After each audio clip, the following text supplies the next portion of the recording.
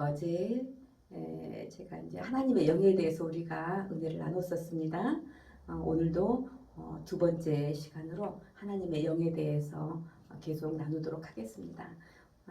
오늘 본문 말씀은 요엘서 2장 28절로 29절 말씀입니다. 제가 봉독해서 올려드리도록 하겠습니다.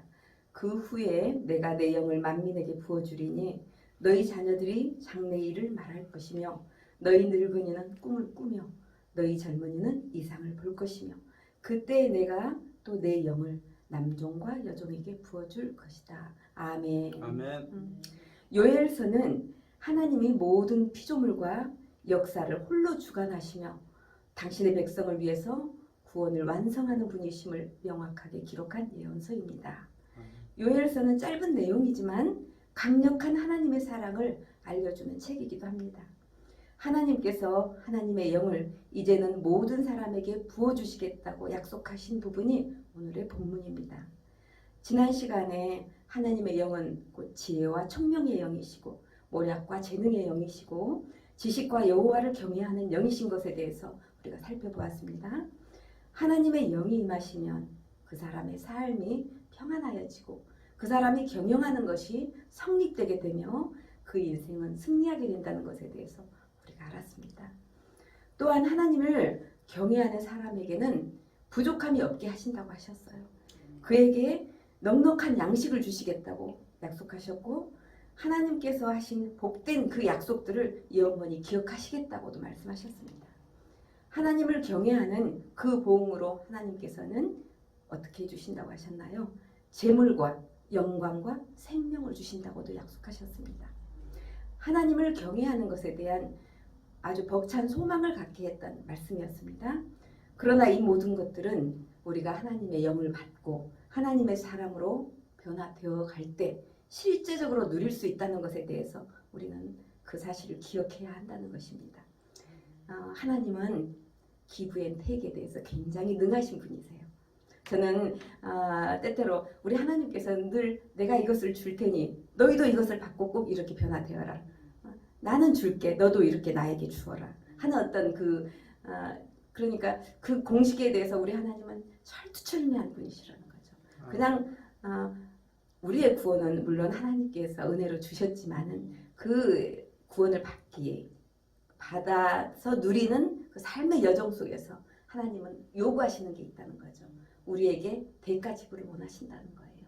하나님의 사람으로 변하기 위해서는 하나님의 영을 받기 위해서는 어떻게 해야 되는가에 대해서 하나님이 가르쳐 주신 부분들에 대해서 오늘 계속 나눠보도록 하겠습니다. 그런데 하나님은 우리에게 왜 그렇게 요구하실까요? 왜 요구를 하실까요? 우리를 너무나 사랑하시기 때문이에요. 그렇게 하지 않으면 하나님의 말씀을 따르지 않으면 우리 영혼이 안전하지 않기 때문이라는 거죠. 하나님께서 공급하시는 영을 받아서 변화되어야만이 우리가 죄를 벗어버리고 그리고 죄를 버려야만이 우리가 영혼을 지킬 수 있다는 것을 우리 하나님은 너무나 잘 알고 계시기 때문이에요. 그리고 하나님의 영을 가져야만이 우리들이 자신의 영역에서 머리가 될 수 있다는 것을 우리 하나님은 알고 계시기 때문이에요. 자신의 자녀가 잘 되고 뛰어나기를 바라는 부모의 마음은 원래 하나님 것이었었어요. 왜냐하면 하나님이 태초에 우리를 지으셨기 때문이죠. 그런 부모의 애타는 마음, 끝까지 자녀를 책임지시려고 하는 그런 마음, 자녀가 누구보다 잘 되고 그리고 잘 되어서 누리고 마지막에는 그 영혼까지도 안전하게 지켜주시고자 하는 그런 참 부모 되신 우리 하나님의 그 간절한 마음을 생각하면서 오늘 말씀에 함께 은혜 받기를 축복합니다. 아멘.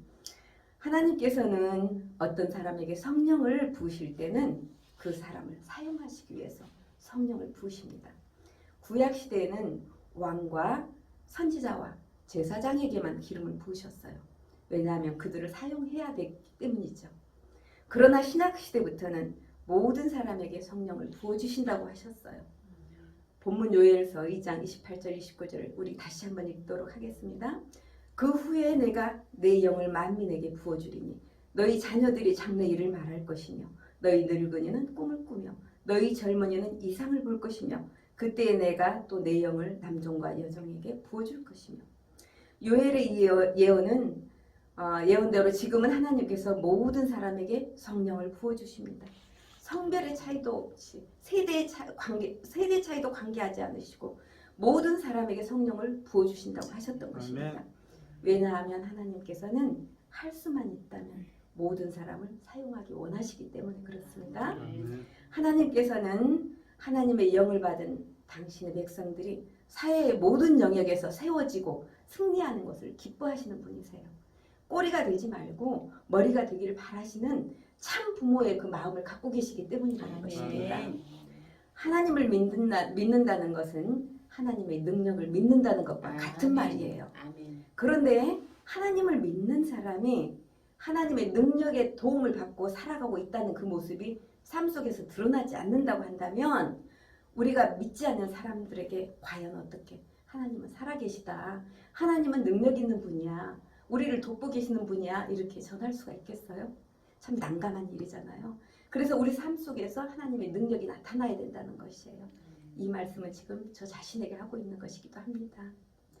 그렇다면 지금 이 수많은 문제 속에 이 세대가 지금 함몰되어 가고 있어요. 너무나 많은 문제 가운데 이 세대가 지금 굴러가고 있지 않습니까? 하지만 이 시대를 변화시킬 수 있는 방법은 있어요. 그 어떤 방법일까요? 단언컨대 하나님의 영을 받은 사람들이 곳곳에서 우죽순처럼 일어나는 것이에요. 아멘. 그러면 그럴 때 하나님의 나라는 견고해지게 되고 확장되어져서 이 세상의 변화를 받게 되는 것이라는 겁니다.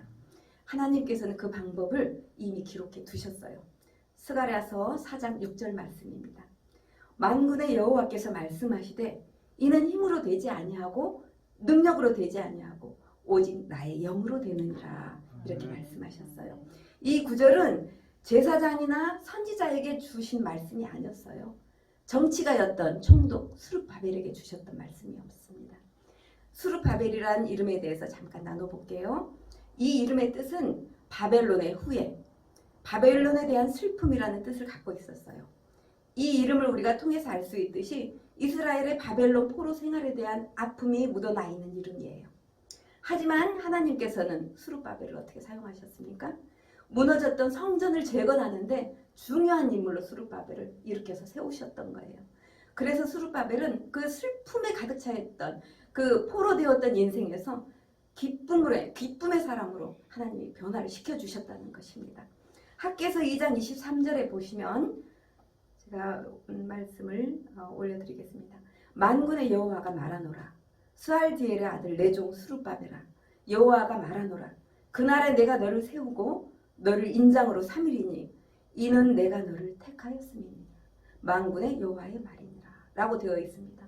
하나님께 택하심 받은 자는, 하나님께 인치심 받은 자는, 하나님께 부르심을 받은 자는 변화가 되게 되어 있다는 것입니다. 꼬리가 아니라 머리가 되어서 사회의 각 영역에서 하나님의 능력을 나타내는 사람으로 세워지게 되어 있다는 것입니다. 이처럼 하나님께서 수룹바벨을 통해 하나님의 영을 받은 사람이 자신의 영역에서 어떻게 세워지는지를 직접 보여주셨습니다. 그 모든 것은 바로 사람의 힘이나 사람의 능력이 아니라 오직 하나님의 영으로 가능하다고 말씀하신 것입니다. 다시 말해 성령의 기름 부음은 어느 분야에 종사하든지 모두에게 필요한 것이라고 그렇게 말씀하셨습니다. 그러면 어떻게 그 하나님의 영을 우리가 받을 수 있는지에 대해서 살펴보도록 하겠습니다. 첫 번째, 하나님의 영에 감동되기 위해서는, 하나님의 영에 사로잡히기 위해서는 찬양과 경배 속으로 들어가야 된다는 것입니다. 우리가 이렇게 집회를 하거나 예배 전에 찬송을 하고 주님을 찬양하는 시간을 갖지 않습니까? 그것이 다 주님의 영에 우리가 들어가기 위해서, 주님을 초청하기 위해서 하는 어떤 그 과정이라는 것이죠. 그래서 우리가 할 수만 있다면 하나님을 찬양하고 할 수만 있다면 하나님을 경배하는 시간을 많이 가져야 된다는 것입니다. 그럴 때 우리 하나님의 영을 우리가 우리 안에 깊숙이 풍성하게 받아서 누릴 수 있게 된다는 것이에요. 열왕기상 3장 15절 말씀이에요. 내가 이제 검은 곳 탈 자를 이제 내게 검은 곳 탈 자를 불러오소서 하니라. 검고 타는 자가 검고를 탈 때 여호와께서 엘리사를 감동하시니라고 되어 있습니다. 찬양하고 경배할 때 여호와의 영이 임하시게 된다는 것을 이렇게 기록되어 있다는 말씀이에요. 하나님의 영에 감동된 자가 되려면 하나님을 찬양하고 경배하고 예배하는 자가 되어라, 이렇게 말씀하시는 것이에요. 영감 있는 찬양을 부를 때 우리가 하나님의 임재 가운데로 우리가 들어가게 되지 않습니까?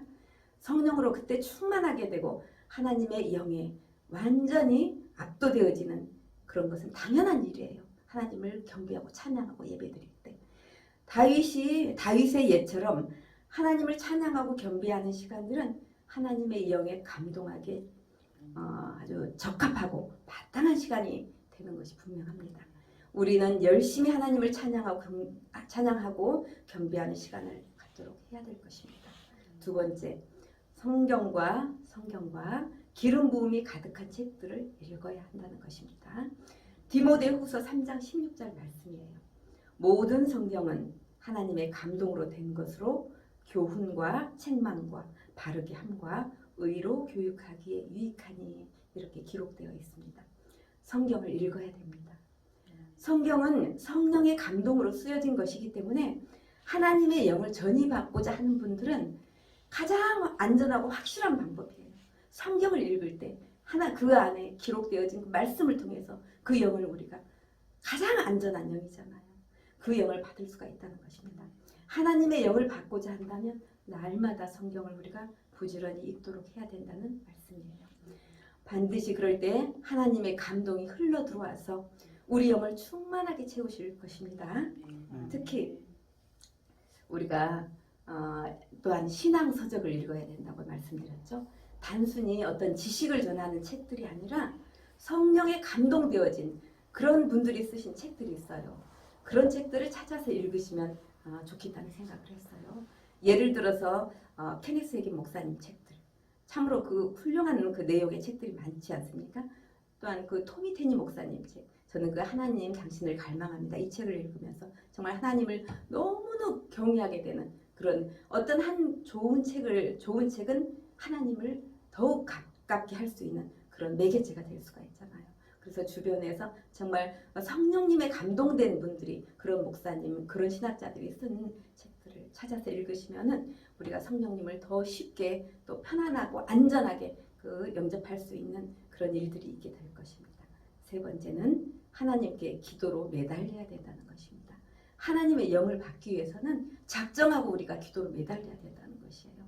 성경에 보면 요셉 외에도 하나님의 영에 감동된 자가 나오는데 바로 여호수아였어요. 민수기 27장 18절 말씀 제가 올려드리겠습니다. 여호와께서 모세에게 이르시되 눈의 아들 여호수아는 그 안에 영이 머무는 자니 너는 데려다가 그에게 안수하고, 이렇게 기록되었어요. 즉 여호수아는 하나님의 영에 완전히 감동되어진 자라는 것을 하나님께서 모세에게 알려주신 거예요. 그런데 어떻게 여호수아는 하나님의 영에 그렇게 완전히 압도되어질 수가 있었을까요? 그 과정이 출애굽기 33장 11절에 그 비결이 나와 있어요. 제가 올려드리겠습니다. 사람이 자기 친구와 이야기함같이 여호와께서는 모세와 대면하며 말씀하시며, 모세는 그 후에 진으로 돌아오나 눈의 아들 젊은 수종자 여호수아는 회막을 떠나지 아니하니라. 우리 목사님 어제 성전에서 하루 종일 있으니까 너무 좋다고 하셨잖아요. 네, 그 비결이라고 말씀하신 거예요. 모세는 진으로 가서 쉬는 시간에도 여호수아는 회막을 떠나지 않았다. 회막을 떠나지 않았기 때문에 하나님의 영이 그를 압도시켰다. 하나님의 영으로 압도된 자가 되었다. 그렇게 말씀하시는 거예요. 회막 안을 떠나지 않는 것, 교회 안에서 기도하는 것, 그것의 중요성을 하나님이 지금 말씀하고 계시는 거라는 거죠. 말씀에 나타난 대로 여호수아는 모세보다 훨씬 더 많은 시간을 기도로 하나님 앞에 드렸다는 것이에요. 그래서 하나님의 영에 감동된 자가 되었고 모세의 후계자가 되고, 나아가서는 가나안을 입성할 때 그 진두지휘한 그 최고 앞에서 그 이스라엘 그 민족들을 이끄는 지도자가 되었다라는 것입니다. 이처럼 하나님의 영에 압도된 자가 되기 위해서는 우리가 기도에 힘써야 된다는 것입니다. 성전 안에서 기도하는 것에 대해서 하나님께서 정확하게 알려주시는 것이라는 것입니다. 다니엘 또한 하루에 3번씩 기도한 사람인데 정계에서 머리가 되었어요. 정치계에서 머리가 되었어요. 링컨이 있습니다. 링컨도 아주 기도하는 사람이었잖아요. 그 링컨 대통령도 기도함으로써 남북의 그 통일을 이뤘고 그 노예를 해방시켰던 그런 대통령이었습니다. 그러니까 어떤 분야에서든 기도하는 사람이 승리하게 된다는 것이에요. 그리고 기도를 할 때 하나님의 영을 받아서 하나님의 능력이 나타나는 그 인물로 일어설 수가 있다는 것입니다. 4번째, 하나님 앞에 성결한 삶을 살아야 된다는 것이에요. 거룩한 삶을 살아야 된다는 것이에요. 그럴 때 하나님의 영이 임하신다는 것입니다. 그리스도와 벨리엘이 같이 있을 수 없다 그러잖아요. 악한 것과 거룩한 하나님 예수님이 같이 있을 수 없다고 말씀하신 거잖아요. 우리가 거룩하지 않으면 거룩하신 하나님의 영이 우리에게 올 수가 없다는 거예요. 성경에 나오는 삼손 역시 하나님의 영을 받은 자였었어요. 사사기 13장 25절 말씀이에요. 소라와 에스다올 사이 마하네단에서 여호와의 영이 그를 움직이기 시작하였더라. 요셉, 여호수아, 삼손 이렇게 하나님이 쓰신 모든 사람들은 하나님의 영을 받은 사람들이었어요. 여호와의 영이 임하시기 전에 삼손은 평범한 사람이었습니다. 그러나 하나님의 영이 임하자 삼손에게 하나님의 능력이 임했었어요. 하나님의 일은 단지 그러나 이렇게 우리가 목회자와 선교사 그런 분들에게만 임하는 게 아니라는 것을 여기에서 가르쳐 주시는 거예요. 정치하는 사람들도 학계에서도 또 어떤 분야에서도 주의 일을 충분히 할 수가 있다는 거예요. 어떻게? 요셉이나 또한 우리가 얘기했던 다윗이나 또 다니엘이나 이런 분들은 제사장들이 아니었잖아요. 다 정치하는 사람이었고 사업하는 사람들이었고 요셉 같은 경우 사업가라고 보는 게 또 맞지 않습니까? 정치가이면서 사업가. 그죠? 그러므로 어느 분야에서도 하나님께 쓰임 받을 수 있도록 우리는 사명감을 가지고 하나님의 영을 받아야 된다는 것입니다. 한편 삼손은 하나님의 영을 받은 자였으나 요셉처럼 성결한 사람이 되지 못했다는 것이죠. 즉 성결한 삶을 살지 않으면 하나님의 영은 그로부터 떠나가게 되어 있다는 것이에요. 이 때문에 다윗은 자신이 범죄한 후에 주의 영을 내게서 거두지 말라고 그토록 간구했던 것입니다. 죄를 범하게 되면 그 죄 속에 살게 되면 하나님의 거룩한 영은 그 죄를 짓는 영혼과 같이 있을 수가 없다는 것이에요. 그래서 어쩌든지 우리는 거룩하고 성결한 삶을 살 수 있도록 해야만이 하나님의 영에 압도되어지는 능력 있는 삶을 살 수가 있다는 것입니다. 이것이 신약시대라고 다르지 않다고 말씀하셔요. 신약시대에서도 거룩한 성결한 삶을 살아야 되는 것에 대해서 데살로니가전서 5장 19절 말씀 가운데 성령을 소멸하지 말라고 되어 있습니다. 성령을 소멸하는 것은 어떤 거죠? 죄를 짓는 거잖아요. 그렇죠? 성령을 소멸하지 말고 에베소서 4장 30절 하나님의 성령을 근심하게 하지 말라. 하나님의 성령을 근심하지 않도록 하기 위해서는 하나님께 합한 내가 거룩한 삶, 성결한 삶을 살아야 된다는 것입니다. 하나님의 뜻에 합당한 삶을 살 때 우리 성령님께서 우리 안에 내주하시면서 기뻐하신다는 것이에요. 죄는 그 사람 안에 있는 성령의 불을 끄는 찬물과 같아요. 죄는 절대로 성령의 불을 일으킬 수가 없다는 것이에요. 성령은 거룩한 영이기 때문에 죄와 함께 거하실 수가 없다는 것입니다. 그러므로 우리는 거룩하고 거룩함을 추구하면서 점점 더 거룩해져서 예수님처럼 로마서 1장 4절의 말씀 성결의 영을 가진 자가 되어야 한다는 것입니다. 하나님께서 가장 강력하게 사용할 사람들은 성결의 영을 가진 사람이라고 할 수가 있습니다.